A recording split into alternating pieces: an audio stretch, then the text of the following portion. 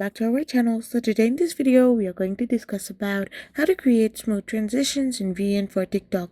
So without wasting much of our time, let's get straight into the video.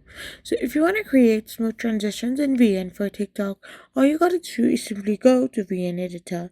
Once you're in your VN editor, you can simply tap it open and use the built-in transition button, which is a square-like icon to add like smooth transition between clips for quick effects. You can use slide, zoom, dissolve, adjust the duration with the slider, and for seamless transitions, you can even plan shots with matching movements, like a hand covering the lens or any other motions. So you can use the keyframes or mask in VN to align the cuts precisely, making the change look natural and continuous.